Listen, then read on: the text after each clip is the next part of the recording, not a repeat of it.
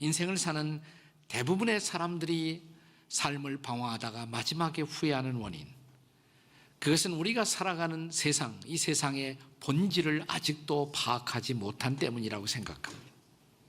세상의 본질이 뭘까요? 저는 세상의 본질을 가장 잘 간파한 사람이 철로역정의 저자 존 버년이라고 생각합니다. 한마디로 말하면 세상의 본질이 허영의 시장이라는 것입니다. 그래서 이 철로역정에는 순례자 크리스찬이 반드시 지나쳐야 할 곳, 이곳을 통과하지 않고는 새 예루살렘으로 갈 수 없는 것, 시끌벅적하게 장이 열리고 있지만 본질에 있어서 허무인 시장, 이 시장을 그는 허영의 시장이라고 부르고 있는 것입니다. 저는 이 허영의 시장이 보여주고 있는 세상살이의 본질, 그 세 가지 레슨을 함께 생각해 보고자 합니다. 허영의 시장이 보여주고 있는 세 가지의 중요한 레슨을 함께 생각하고자 합니다. 그 첫째는 세상의 추구, 이것은 다 헛된 것이라는 것을 보여주고 있습니다. 먼저 우리는 이 시장의 이름을 주목해 볼 필요가 있습니다. 존 버년은 이 시장의 이름을 허영의 시장 이렇게 불렀습니다. 영어로는 Vanity Fair 이렇게 부릅니다. Vanity Fair. 어떤 분은 이것을 번역할 때 허망의 시장 이렇게 번역하기도 했어요. 허망 혹은 허영. Vanity라는 말은 본래 공허하다, 헛되다, 공허함, 헛됨이라는 그런 뜻을 갖고 있습니다. 그런데 바로 이 Vanity라는 단어가 가장 집중적으로 많이 나오는 한 유명한 책이 있습니다. 그 책이 바로 성경의 전도서예요. 전도서가 시작되는 대목, 전도서 1장 2절에 Vanity라는 단어가 영어로 이렇게 나오고 있습니다. 킹 제임스 버전에 보면 이것을 Vanity of Vanities, Vanity of Vanities, All is Vanity. 이 Vanity라는 단어가 좀 어렵죠. 그래서 NIV 같은 현대어 번역은 이것을 meaningless라는 단어로 다르게 번역하기도 했습니다. meaningless, 의미가 없다 이 말이죠. 공허하다, 의미가 없다. 근데 저는 우리말 성경이 너무 잘 번역했다고 생각해요. 전도서 1장 2절을 우리 다 한번 같이 읽겠습니다. 다 같이 시작. 전도자가 이르되 헛되고 헛되며 헛되고 헛되니 모든 것이 헛되도다. 잘 읽어야 돼요. 잘 읽어야 실감이 나요. 네. 헛되고 헛되며 헛되고 헛되니 모든 것이 헛되도다. 읽기만 해도 헛되게 느껴지잖아요. 네. 철로역정의 저자 존 버년은 이제 순례자 크리스찬이 이 시장에 들어오자마자 거기에 전 세계 여러 나라에서 온 값비싼 많은 상품들이 진열되어 있는 것을 보게 됩니다. 그런데 이 상품들의 정체가 뭐냐면 다 쓸데없는 것이다. 실장 다 쓸데없는 것이다. 헛된 것이다. 헛된 것이다. 가치가 없는 것이다. 그럼에도 불구하고 세상 사람들은 이 무가치한 것에 목숨을 걸고 거기에 속아서 인생을 몸부림치며 살고 있다는 것입니다. 빨리 할수록 실망할 필요가 없어요. 사실은 세상의 본질을. 이 모든 것들이 무가치하게 되어버린 이유는 그것들이 우리로 하나님을 떠나게 하고 혹은 하나님을 떠나게 만드는 것들이기 때문에 그렇습니다. 이 전도서라는 이 책의 교훈 전체가 바로 그것을 우리에게 지적해 주고 있습니다. 하나님을 떠난 지혜, 하나님을 떠난 지식, 하나님을 떠난 쾌락, 하나님을 떠난 물질, 이 모든 것은 헛되다. 이게 한마디로 말하면 전도서의 교훈이에요. 우선 전도서 1장 12절부터 18절까지를 보면 하나님을 떠난 지혜의 정체를 지적하고 있습니다. 그 대표적인 구절 전도서 1장 18절을 같이 읽겠습니다. 다 함께 시작. 지혜가 많으면 번뇌도 많으니 지식을 더하는 자는 근심을 더하느니라. 그러니까 지식이 필요 없다, 지혜가 필요 없다 이런 말은 아니에요. 하나님을 떠난 지혜가 그렇다 이 말입니다. 또 이어지는 말씀 2장 1절부터 11절까지는 사람들이 그렇게도 누리고 싶어하는 쾌락, 이 쾌락도 헛되다. 2장 1절부터 11절까지 시작되는 2장 1절 말씀을 같이 읽겠습니다. 2장 1절 다 같이 시작. 나는 내 마음에 이르기를 자 내가 시험 삼아 너를 즐겁게 하리니 너는 낙을 누리라 하였으나 보라 이것도 헛되도다 그랬습니다. 하나님을 떠난 쾌락의 본질 헛되다 이 말입니다. 계속되는 증언 2장 12절 이하 26절은 하나님을 떠난 물질의 허물을 가르칩니다. 자, 2장 23절 같이 읽겠습니다. 시작. 일평생에 근심하며 수고하는 것이 슬픔뿐이라 그의 마음이 밤에도 쉬지 못하나니 이것도 헛되도다.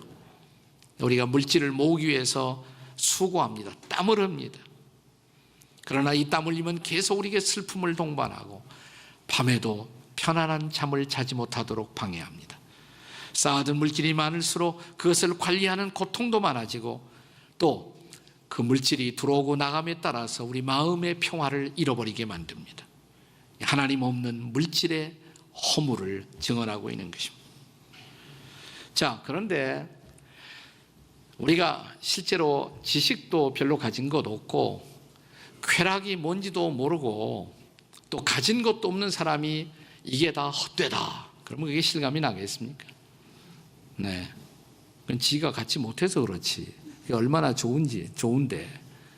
근데 오늘 이 말씀을 우리에게 주고 있는 사람은 바로 유명한 솔로몬 왕입니다. 솔로몬이 어떤 왕입니까? 그는 인간이 상상할 수 있는 모든 지혜 또 모든 쾌락 모든 물질을 소유했던 사람이 아니겠습니까? 그런데 이런 최고의 지식 최고의 쾌락 그리고 최고의 물질을 누렸던 솔로몬의 마지막 고백이 뭐예요? 헛되고 헛되며 헛되고 헛되니 모든 것이 헛되도다. 그게 마지막 결론이란 말이죠. 네, 여기서 헛되다는 단어는 히브리 단어로 헤벨이란 단어입니다. 헤벨. 더 정확하게 보면 헤벨 뭐 이런 거예요. 헤벨. 이게 뭐냐면 추운 겨울날 아침에 일어나서 후 하고 이렇게 불면 포물선이 그려지잖아요. 딱 그려졌다가 사라져버리는 그게 바로 헤벨이에요. 헤벨. 사라져 없어지는 포물선 같은 것. 야고보의 표현을 빌면 잠깐 있다가 없어지는 안개 같은 인생. 그것이 바로 인생의 본질이고 세상살이의 본질이라는 것입니다. 하나님을 떠난 인생은 그렇다는 것입니다. 허영의 시장은 바로 이런 하나님 떠난 인생과 세상의 본질을 보여주고 있다는 것입니다. 자, 허영의 시장이 보여주는 두 번째 레슨은 둘째로는 그럼에도 불구하고 세상에서 우리가 추구해야 할 참된 가치를 보여주고 있다는 것이에요. 이 헛된 세상, 헛되고 헛된 세상, 그러나 그럼에도 불구하고 이 세상을 살면서 우리가 붙들어야 할, 추구해야 할 참된 가치가 있다는 것입니다. 그 가치가 뭐냐? 한마디로 말하면 그 가치가 진리라는 것입니다. 진리. 자, 순례자 크리스찬이 허영의 시장에 들어갔어요. 온갖 물건들이 있었지만 거들떠 보지 않고 통과합니다. 상인들이 볼 때 이상한 존재거든요. 아니, 당신들은 도대체 관심 있는 상품이 뭡니까? 뭘 사기를 원합니까? 이때 크리스찬의 유명한 대답입니다. 철로역정에 나오는 얘기예요. 우리는 진리를 사고자 합니다. We want to buy the truth. 우리는 진리를 사고자 합니다. 자, 이 말씀은 본래 잠언 23장 23절에서 나온 말씀이거든요. 같이 한번 읽겠습니다. 다 같이 시작. 진리를 사되 팔지는 말며 지혜와 훈계와 명철도 그리할지라. 네, 진리를 사라, 팔지 말아라. 우리가 붙들어야 할 진리가 있다는 것입니다. 네, 신약 성경에 가면 우리 예수님이 바로 그 진리가 나다라고 선언하십니다. 뭐라고 그랬어요? 내가 곧 길이요 진리요 생명이니. 내가 바로 진리다 말이죠. 요한복음 8장 32절에서 예수님은 또 이렇게 말씀하십니다. 다 같이 읽겠습니다. 시작. 진리를 알지니 진리가 너희를 자유롭게 하리라. 이 진리가 우리를 자유롭게 한다는 것입니다. 그럼 이 진리가 뭐냐? 우리가 대학교 철학교실에서 배우는 그런 진리? 어떤 형이상학적인 진리일까요?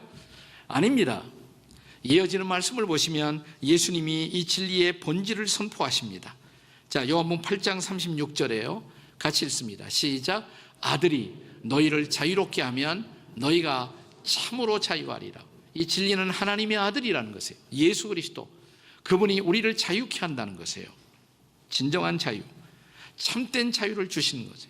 그러니까 진리를 만난 사람은 자유하게 산다는 것입니다. 자유하게 산다는 말이 마음대로 산다는 것이 아니에요. 요한복음 8장 31절 말씀을 읽어보겠습니다. 다 같이 시작. 그러므로 너희가 내 말에 거하면 참으로 내 제자가 되리라. 이런 삶을 살기 위해서는 하나님의 말씀 가운데, 주님의 말씀 가운데 거해야 된다. 이 말씀을 붙들고 살면 우리는 자유로운 인생, 욕심에서 자유롭고 물질에서 자유롭고 쾌락에서 자유롭고 권세에서 자유로운 인생을 살 수가 있다는 것입니다. 그렇습니다. 진리이신 예수 그리스도, 그분을 내 인생의 주인으로 삼고 그분이 가르치신 그 말씀 안에 거할 때 우리는 진정한 자유인이 된다는 것입니다. 욕심에서 자유롭고 허영에서 자유롭고 권세에서 자유롭고 물질에서 자유롭고, 말이 꼭 가난하게 산다는 말 아니에요. 물질은 있을 수도 있고 없을 수도 있어요. 거기에 목을 매지 않아요. 네, 그것 때문에 내 인생에 자존심이 왔다 갔다 하지 않아요. 자유하게 살아요. 왜냐하면 그가 붙들고 있는 것은, 그가 가장 소중히 여기는 것은 물질이 아니기 때문에, 그는 진리신 예수님 붙들고 살기 때문인 것입니다. 전도서의 기자는 그래서 우리가 붙들어야 할 궁극적인 진리가 뭐냐? 그것을 전도서는 마지막 결론으로 하나님 경외다 이렇게 선포합니다. 하나님 경외. 하나님을 경외하고 살아가는 삶, 이 삶이야말로 우리가 추구해야 할 궁극적인 진리의 삶이다 이 말이에요. 이건 제일 마지막에 나와요. 전도서 마지막에. 그래서 그 결론 앞에 도달하려면 전도서를 끝까지 읽어야 돼요.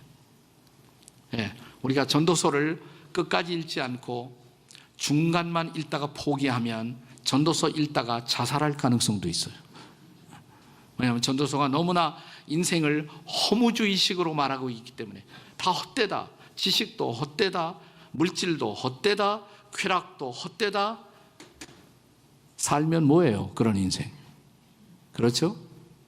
그런데 전도서는 마지막에 결론이 나옵니다. 모든 책이 그런 것처럼, 그래서 마지막까지 읽어야 돼요. 결론까지 읽어야 돼요. 자, 이제 결론 한번 읽어보세요. 전도서 12장 13절입니다. 다 같이 읽겠습니다. 시작. 이래 결국을 다 들었으니 하나님을 경외하고 그 명령들을 지킬지어다. 이것이 모든 사람의 본분이니라. 아멘이십니까? 네, 이래 결국을 다 들어봤다, 다 해봤다. 그러나 우리식으로 말하면 말짱 헛것이다. 하나만 진실이다. 진리는 하나다.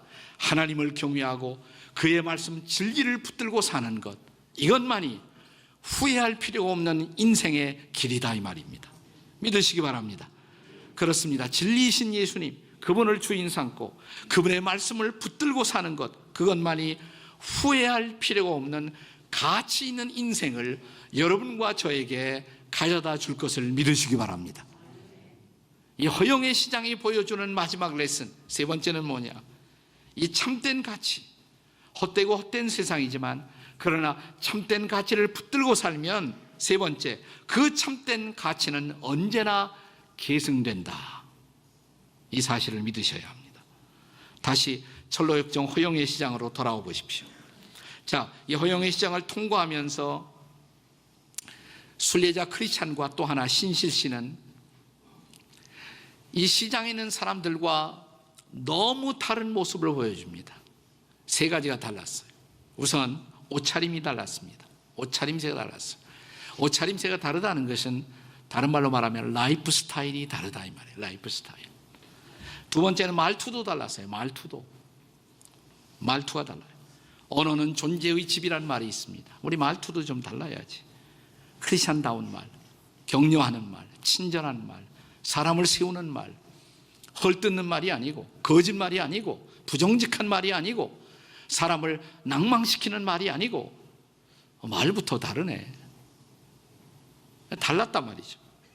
거기다 이 헛되고 헛된 상품들에게 관심이 없어요. 관심이 없는 게 아니에요. 더 큰 관심이 있어요. 진리에 대한 관심. 그러니까 상대적으로 그런 것에 별로 신경 쓰지 않는단 말이죠. 자, 이 다르다는 모습 때문에 크리스찬과 신실씨는 허영의 시장에서 사람들에게 체포를 당합니다. 그리고 마침내 재판을 받게 돼요. 그리고 마침내 두 사람이 다 사형 온도를 받습니다. 아니, 다르다는 사실 하나 때문에 재판받고 사형 온도 받고. 여러분, 이게 뭐 소설 속에 나오는 이야기 같지만 지금 현실 속에서 지금 이 순간도 전 세계에서 그런 일들이 진행되고 있습니다. 예수 믿는다는 사실 때문에, 그 다름 때문에 오늘 많은 사람들이 이 땅에서 붙잡혀 순교하고 있다는 사실 아세요? 그거 하나 때문에. 그래서 신실씨가 이 허영의 시장에서 재판을 받아 죽습니다. 네, 크리스찬은 거기서 극적으로 생명을 보존해서 빠져나오는데, 허영의 시장에서 그때 이 사람이 동행을 시작합니다. 신실은 죽었지만 크리스찬 곁에 또 하나의 동행자가 생겨요. 그 동행자 이름이 소망씨예요. 소망, 호프풀, 소망. 네, 그래서 이 소망씨와 함께 크리스찬은 이제 새 예루살렘까지 계속 동행하게 됩니다. 신실은 죽었지만 그것이 마지막이 아니라는 것이에요. 신실이 떠나간 그 자리에 소망이라는 사람이 드러납니다. 나타납니다. 신실이 소망을 남긴 것입니다. 진리는 죽지 않아요. 진리는 진리를 남기는 것입니다. 제자는 제자를 낳습니다. 의인은 의인을 일으킵니다. 가치는 또 다른 가치를 낳게 되는 것입니다. 하나님의 뜻을 행하는 사람은 결코 지워지지 않습니다. 그들은 영원한 가치를 이 땅에 남기는 것입니다. 그러므로 성경은 말하기를 너희가 선을 행하되 낙심하지 말지니 피곤하지 아니하면 때가 이름에 거두리라. 믿으십니까 여러분? 네, 그렇습니다. 하나님은 살아계십니다. 그 하나님은 마지막 재판장이십니다. 그분 앞에 설 때 모든 것이 사필 규정이 될 것입니다. 공의로운 그분의 재판 앞에 모든 것은 올곧게 서고야 말 것입니다. 이 마지막 선언이 전도서의 마지막 구절을 장식합니다. 자, 이제 전도서의 진짜 마지막 구절, 아까 말씀을 마지막 직전 구절이고 진짜 마지막 구절 12장 14절을 한번 같이 읽어보겠습니다. 12장 14절 시작. 하나님은 모든 행위와 모든 은밀한 일을 선악간에 심판하시리라. 믿으십니까 여러분? 그분이 마지막 심판자예요. 그래서 그분 앞에 설 때 모든 것이 사필 규정이 될 것입니다. 저는 이런 말씀을 드릴 때마다 늘 생각나는 사람이 있어요. 우리와 동시대를 살았던 위대한 젊은 순교자 짐 엘리엇의 스토리가 언제나 생각이 납니다. 그는 1950년대 초, 정확하게 말하면 1955년 크리스찬 명문대학인 시카고의 위튼 대학을 졸업한 후에 수속 졸업했어요. 그는 세상적인 길을 갖지 않고 이 땅에 한 번도 복음을 듣지 못한 사람들에게 복음을 전하겠다. 자기 친구 4사람과 함께 중남미 에콰도르 속에서도 오카 인디안족, 이 사람들은 사람을 죽이는 식인종 비슷한 사람들이었습니다. 네, 거기에 사람들을 대상으로 복음을 전하기 위해서 한 번도 복음을 듣지 못한, 한 번도 진리의 소식을 듣지 못한 사람들에게 내 생애를 드리겠다. 그곳으로 갔어요. 에콰도르에 가서 베이스를 정하고 계속 오카 인디안족에 대한 접촉을 시도하는 것입니다. 헬리콥터를 타고 강가에 내려서 그 마을을 향해서 접근하던 어느 날 짐 엘리엇과 4명의 친구는 인디언들의 창을 맞고 다 젊은 피를 뿌리고 강가에서 시체로 발견됩니다. 네, 놀라운 사실은 그 5명의 젊은 청년들이 옆구리에 다 권총을 차고 있었어요. 호신용 권총. 근데 아무도 권총을 뺀 흔적이 없습니다. 5명이 다. 그 중에 동작이 느려서 한 사람쯤은 맞았다 할 수가 있긴 5명이 다 그랬단 말이죠. 왜 그랬을까? 그들이 선교하러 왔던 대상, 그들이 복음을 전해야 할 대상, 그들이 사랑하기를 원했던 대상을 향해서 그들은 권총을 뽑을 수가 없었던 것입니다. 그 대신 젊은 피를 뿌리고 그들의 생명을 내주었습니다. 이 소식이 알려졌을 때 전 세계가 요동했습니다. 당시에 유명한 잡지였던 라이프지의 한 기자가 그 장면을 취재하면서 짐 엘리엇의 부인, 젊은 부인 엘리자베스에게 이런 말을 했습니다. 젊은 사람들이 이렇게 죽다니. 그 다음에 영어로 이런 말을 했어요. What a waste. 얼마나 낭비인가. What a waste. 이때 엘리자베스는 조용히 이런 대답을 합니다. Not a waste, sir. 선생님, 낭비가 아니죠. 그리고 짐 엘리엇이 대학교 다닐 때 썼던 일기장의 한 부분을 공개했습니다. 거기에는 이런 기도문이 쓰여 있었습니다. 주님, 저는 높은 자리에 오름으로 성공하는 사람이 되기보다 하나님의 가치를 드러내는 인생을 살아가게 도와주시옵소서. 하나님의 가치를 드러내는 인생을 살아가게 도와주시옵소서. 이어서 짐 엘리엇의 유명한 고백이 나옵니다. 이 고백이 1960년대 이후를 살아가는 전 세계 크리스찬들에게 가장 가슴에 깊은 감동을 남기는 놀라운 고백이 된 것입니다. 이런 말을 했습니다. 결국 놓치지 말아야 할 것을 위해 결국 붙들고 있을 수가 없는 그것들을 버리는 자, 그는 결코 어리석은 사람이 아니다 라는 유명한 말입니다. 놓치지 말아야 할 것, 하나님 앞에 마지막 아름다운 인생의 가치 있는 결산을 위해서, 그 놓치지 말아야 할 그 결산을 위해서 결국은 붙들고 있을 수가 없는 것. 여러분, 지금 우리가 붙들고 있는 것들 중에는 결국은 붙들지 못할 것들이 많아요. 청춘 붙들 수 없어요. 곧 지나가요. 나도 한때는 머리가 까맸어요. 곧 지나가요. 청춘 붙들 수 없어요. 나이 붙들 수 없어요. 여러분도 곧 칠순이 된다고. 네. 권력 붙들 수 없어요. 돈 붙들 수 없어요. 미모 붙들 수 없어요. 다 지나가요. 결국은 붙들 수 있을 수가 없어요. 그렇습니다. 놓치지 말아야 할 그것을 위해서 붙들고 있을 수 없는 그것을 버리는 자, 그는 결코 어리석은 자가 아니다. 그런데 이게 스토리의 끝이 아니라고요. 스토리의 끝이 아니에요. 이렇게 남편이 죽었는데 부인 엘리자벳은 그곳에 남았습니다. 그리고 남편이 전도하기를 원했던 오카 인디안족의 마을을 계속 접근을 시도합니다. 성공했어요. 드디어 마을에 들어갔어요. 부인을 죽이지 않았어요. 왜냐하면 이 오카 인디안 부족의 습관 가운데 남자는 죽여도 여자는 안 죽여요. 여자는 안 죽였어요. 묻습니다. 당신은 여기에 왜 왔느냐고. 저는 당신들이 얼마 전에 죽였던 그 남자의 아내라고. 그들이 놀랍니다. 근데 왜 왔느냐고. 내 남편이 사랑했던 당신, 내가 사랑하기를 원했던 당신들에게 이 세상의 가장 기쁜 소식을 전하기 위해서 나는 이곳에 왔다고. 이 한마디 말이 그들의 마음을 무너뜨립니다. 그들의 마음을 엽니다. 그리고 마을 전체가 다 예수를 믿게 돼요. 그의 죽음은 결코 낭비가, 웨이스트가 아니었던 것입니다. 왜냐하면 그는 궁극적인 진리, 영원히 놓칠 수 없는 가치를 붙들고 살았기 때문입니다. 헛되고 헛된 세상, 주님의 진리, 진리에 입각한 그 가치를 붙들고 이 마지막 한 해의 마무리 주일을 지나시고 이 가치, 이 진리를 붙들고 새해로 가는 여러분과 제가 되시기를 주의 이름으로 축복합니다. 기도하시겠습니다. 그렇습니다. 주님, 머지않아 주님 다시 오실 것입니다. 그 주님 앞에 서는 날 후회 없이 인생을 결산하는 우리가 되게 해 주시옵소서. 예수님의 이름으로 기도합니다. 아멘. 이제는 우리 주 예수 그리스도의 우리를 구원하신 그 은혜와 독생자를 허락하신 하나님 아버지의 그 헤아릴 수 없는 사랑과 우리 안에 우리 곁에 함께 하시사 헛되고 헛된 인생, 그러나 진리이신 주님 바라보고 인생의 길을 걷도록 인도하시는 성령의 은혜가 금년의 마지막 주일을 보내고 새로운 한 해를 설계하는 모든 주의 백성들에게 그들의 걸음마다, 그들의 가정, 일터, 자녀마다 이 성령의 은혜가 함께 해 주시기를 간절히 축복하옵나이다. 아멘.